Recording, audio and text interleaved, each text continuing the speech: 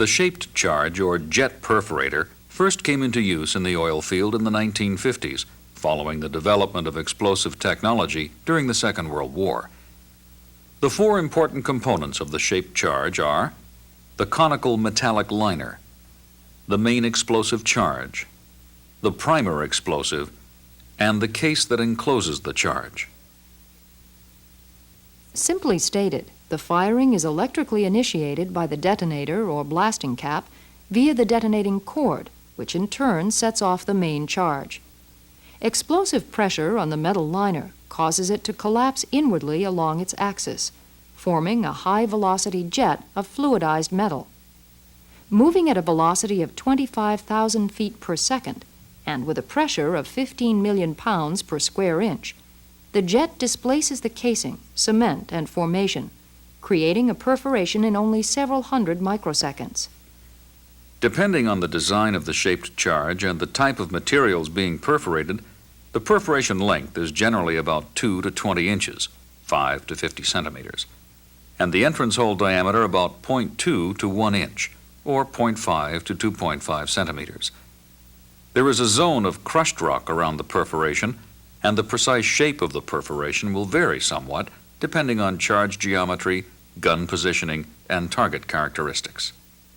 For example, although the exterior of these charges look identical, this charge is designed to give large diameter perforations for easy gravel packing, while this charge is designed to penetrate deeply with a somewhat smaller entrance hole. Here we see a charge that is designed to be run in a 6-inch or 7 1/4-inch diameter carrier, while this charge is made for a 1 11/16-inch carrier. There is quite a bit less explosive power in this smaller charge, but that power can still be focused on maximizing hole size or penetration, depending on the needs of the completion. The position of the gun in the casing is another important parameter in determining the size of the perforation. Gun clearance is the distance from the casing inner surface to the gun. Penetration and hole size generally decrease as clearance increases. This issue is particularly important when small diameter guns are run through tubing into larger diameter casing. In such situations, the gun needs to be positioned against the side of the casing to create a single line of deep perforations. This arrangement, called zero-degree phasing, may introduce an undesirable pressure drop in high-rate wells. Phasing the charges at 60, 90, 120, or 180 degrees would reduce this problem, but at the price of reduced penetration and hole diameter when using through-tubing guns. The third most important factor in shaped charge performance is the strength of the target material. For example, a charge that penetrates 5 inches into the Berea sandstone target shown here will only penetrate 2 inches in a much stronger sandstone. In deep reservoirs where the formation effective stress is great, the penetration depth may be much less than surface tests indicate, and this factor must be considered when choosing a perforator.